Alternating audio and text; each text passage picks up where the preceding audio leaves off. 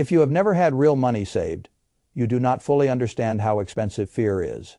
I do not mean the dramatic fear people talk about in movies and headlines. I mean the ordinary fear, the small, constant fear, the kind that lives in the background of a person's life and quietly charges rent every single day. It is there when you hear a strange sound in the car. It is there when your manager sends a late-night email and asks for a meeting tomorrow. It is there when your pet stops eating, when your laptop freezes, when your lease is up for renewal, when the dentist says, "We should deal with this now before it gets worse." That kind of fear does not usually scream. It whispers, and because it whispers, most people do not even realize how much of their life is being organized around it. They think they are just being practical. They think they are just being careful.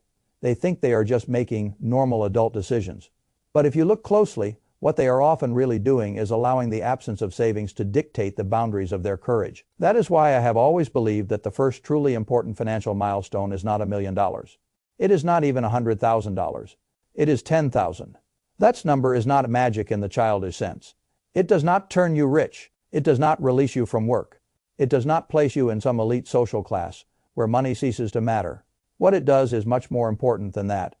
It changes your relationship with friends, and once that relationship changes, everything else begins to change with it.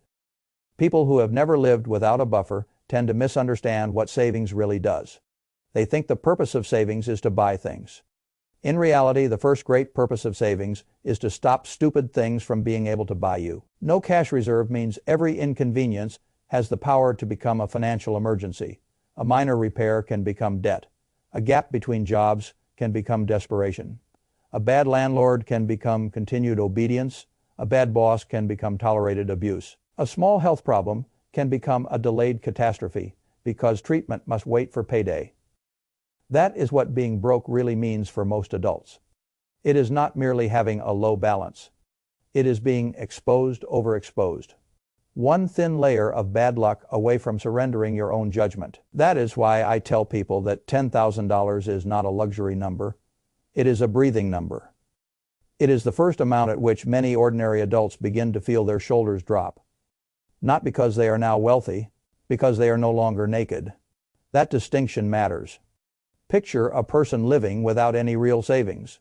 Maybe there is a few hundred in checking. Maybe some money is coming next Friday. Maybe the credit cards are still available, which people often confuse with safety until the statements begin arriving. That person is forced to calculate constantly. Can I afford the name brand groceries this week? Can I say yes to dinner with friends? Can I pay for the mechanic? Can I replace the tires? Can I miss one day of work? Can I survive if something goes wrong? What this does to the mind is profound. When every small decision has to be screened through immediate survival, the brain does not have enough room left for long.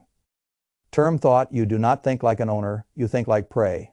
That may sound harsh, but I have spent my life studying incentives, scarcity, and human behavior. And scarcity does something to people that polite financial language often fails to capture.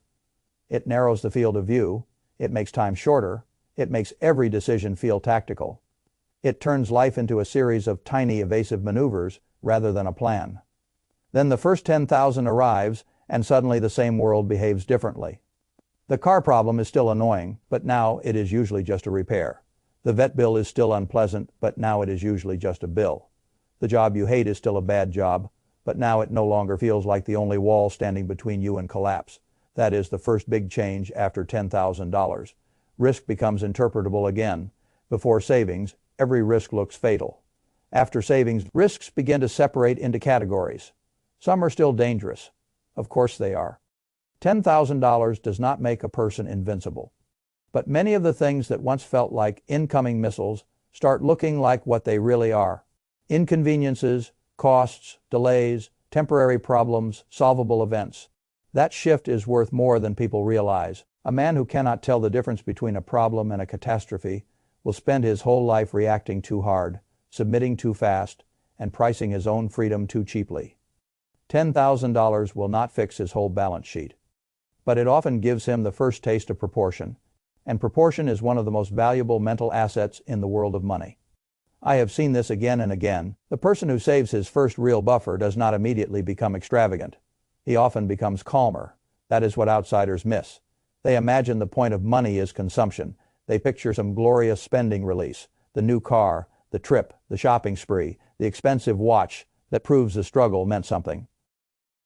Sometimes foolish people do that, and when they do, they destroy the very thing they needed the most. But sensible people experience the milestone differently. They do not feel tempted to spend the $10,000. They feel relieved that they no longer have to sell their dignity so cheaply. That is a far bigger transformation. A person with no savings often thinks the answer to money is just more income. If I made more, everything would be fine. If I got a raise, if I got a better job, if one good break finally showed up, the pressure would disappear. Sometimes more income helps a lot. But income without reserves is a fast river with no dam. You can make a good salary and still live like a hostage if every dollar races in and out before it has a chance to become protection. That is why I care so much about the first $10,000. It is the first serious pool of retained power. Up until then, most people are still mainly proving they can earn. After that, they begin proving they can keep, and keeping is the true dividing line in wealth building. I know plenty of people who can earn. Almost everybody can earn under pressure. The world is full of people with respectable incomes and no stability whatsoever. They drive finance signals of success. They eat in public like they are doing fine. They post from vacations they should not have taken, and they are one interruption away from panic. Those people are not rich. They are flowing. $10,000 is usually the first point at which a person stops merely flowing and begins retaining. That changes identity. People do not talk enough about the identity side of money because it sounds, but the identity side is what makes the numbers sustainable. The hardest thousand is not hard because of mathematics. It is hard because you are fighting an old self. You are fighting the self who spends automatically, the self who needs relief every Friday, the self who thinks saving is something people do later, once life finally becomes easier, the self who treats every little success as an excuse to consume, the self who says, "I deserve this," without ever asking what that phrase will cost over 10 years. When somebody builds the first 10,000, he has done more than gather money. He has trained a new version of himself into existence. He has become a person who can delay gratification for something bigger than this afternoon. He has become a person who can carry tension without immediately buying relief. He has become a person who knows that every dollar not spent is not just a dollar saved, but a little vote for future optionality. That is why the milestone matters so much. The balance is important, but the discipline that created the balance is even more important. You can inherit 10,000 and learn nothing. You can save it yourself and quietly become dangerous. By dangerous, I mean harder to bully, harder to trap, harder to rush, harder to scare into bad decisions. That is what savings does at the beginning. It does not make you rich. It makes you less easy to corner. Think about work. A person with no savings cannot negotiate honestly. He may pretend, he may use the right words, but internally, his negotiations are often contaminated by urgency. He needs the paycheck. He needs the insurance. He needs this boss to keep saying yes until the next deposit hits. That means he laughs at nonsense. He should challenge. He accepts treatment. He should reject. He stays longer in bad situations than he knows is wise. Now, give that same person $10,000. Not enough to disappear forever, not enough to stop working, but enough to survive a stretch, enough to tell the truth in a meeting, enough to say no to a humiliating deal, enough to leave a truly bad arrangement if necessary, enough to search instead of beg. That changes the entire texture of a career. People imagine freedom begins at some giant number. In reality, little islands of freedom begin much earlier. $10,000 is often the first one. That is why this milestone has so much effect on confidence, and why confidence has so much downstream effect on earning power. A person with some runway carries himself differently. He interviews differently. He negotiates differently. He takes the course, attends the conference, buys the certification, or explores the better opportunity because he is not calculating every action through the lens of immediate collapse. That is another thing poor people are rarely taught. Money stored is not passive. It changes the quality of future decisions. It gives you better timing. And timing is an enormous source of advantage. The person with no savings must act when pressure says act. The person with 10,000 can sometimes wait, compare, think, refuse, and choose. That difference compounds. In fact, one of the biggest mistakes people make in personal finance is thinking compounding begins with investments. Compounding begins much earlier than that. It begins with behavior and flexibility. A person with no cushion makes poorer decisions, pays more for urgency, misses more opportunities, and often finances problems at punitive rates. A person with a cushion avoids some of those mistakes, captures a few better opportunities, and preserves more of his own judgment under pressure. That behavioral compounding often matters before financial compounding ever gets a chance to show up. I want to be careful here because I do not want to oversell the milestone. $10,000 is not enough to solve every problem. It will not handle every major medical emergency. It will not rescue every housing crisis. It will not make a reckless lifestyle sustainable. It will not cover years of living expenses. But the beauty of $10,000 is that it does not need to solve everything in order to transform everyday life. It only needs to solve enough ordinary emergencies that fear stops acting as your chief financial officer. That is what changes. And once that happens, something else follows naturally. Your attention shifts before savings. Most of your attention goes to defense.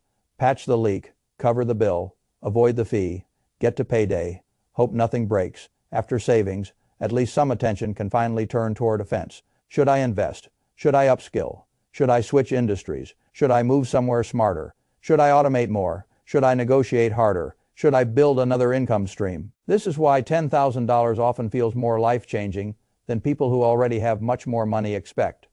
They forget what it feels like to have absolutely no room between themselves and financial pain. Room is the first form of wealth. Not status, not luxury room, room to think, room to wait, room to recover, room to choose. $10,000 often creates the first meaningful room. That is also why I dislike the way many people talk about emergency funds as if they were dead money. Dead money compared with what? Compared with a perfectly optimized portfolio on paper?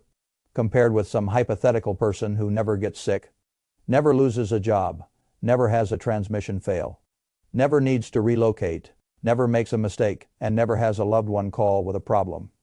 Real life does not work that way.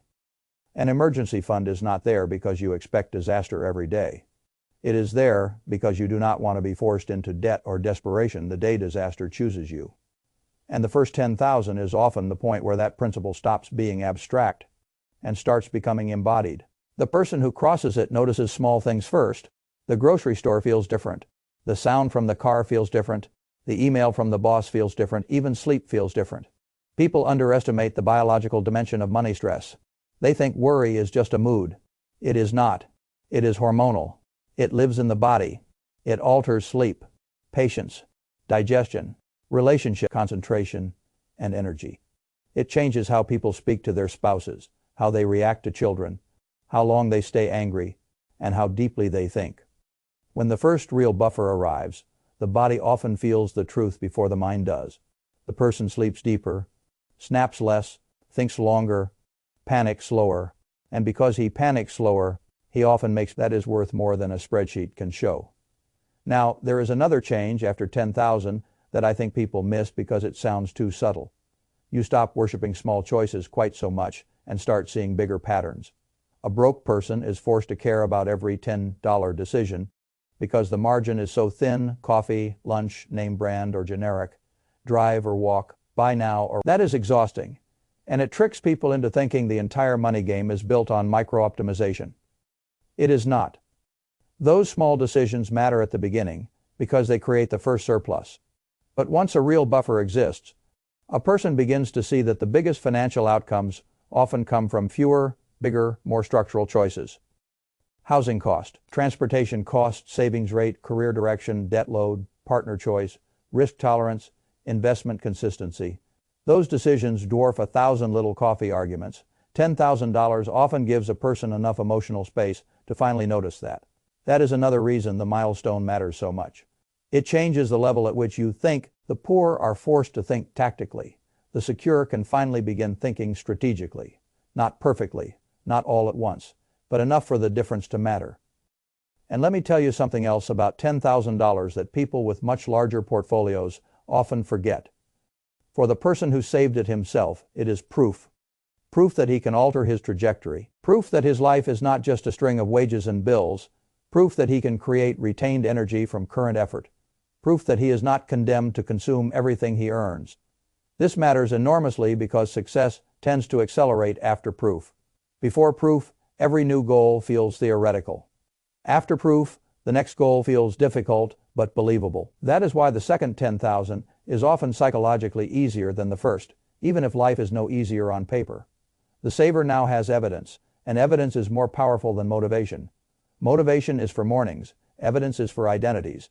You have to understand what that does over a decade. A person who gets to 10,000 and then keeps the habit alive begins approaching the world differently. He stops saying, someday, if I get lucky, he starts saying, if I can build the first one, I can build the next one. That is how real wealth begins, not as a giant leap, but as a repeated argument won against the old self. Now let us talk practically. What is $10,000 actually for? It is not primarily for vacations. It is not a reward pile. It is not there so you can finally justify the car upgrade. It is there to absorb shocks and buy time. That is its first job. Could it also help fund a useful opportunity? Yes, a certification that boosts earnings, a move to a better market, a deposit on a healthier living situation, a modest step into some productive asset once the emergency layer is respected. Yes, all of that can happen, but only if the account is seen first as a foundation and not as a permission slip. That is where many people go wrong. They finally reach a 5-figure balance, and because they have never had one before, they interpret it emotionally. I have earned this, I have been good. I deserve something, perhaps you do. But if you spend the foundation for the feeling, you are not rewarding yourself. You are selling your first real stability for a short burst of relief. That is a very bad trade. The whole point of $10,000 is not what it lets you buy. It is what it lets you stop fearing. Once you understand that, you protect it differently. You do not stare at it as dormant cash. You stare at it as stored calm, stored leverage, stored refusal, stored time. And then one day you notice the real secret. The greatest value of $10,000 was never the number. It was the person you had to become in order to hold it. Someone more patient, more deliberate, more strategic, less easily baited by impulse, less seduced by appearances, more interested in future freedom than present performance. That person is worth far more than the account, because once that person exists, the next milestones stop being fantasies. They become logistics. And that is when the whole money story changes. Not because you got rich, because for the first time your life stopped being organized entirely around the avoidance of disaster and started being organized around the creation of strength. That is why I tell people the first $10,000 may be the most underrated milestone in personal finance. It does not make you look wealthy. It makes you behave differently. It does not impress strangers. It steadies your mind. It does not end the game. It changes the rules of the first. And if you can get there, protect it and keep building from there, you are much closer to real financial independence than your salary alone would ever reveal. Because the world teaches people to admire income. I would rather admire retained power. Income can disappear. Retained power is what helps you survive when it does. That is what $10,000 really is. The first real proof that you have stopped merely earning and started strengthening. Once that happens, life does not become easy. It becomes negotiable. And that is the beginning of freedom.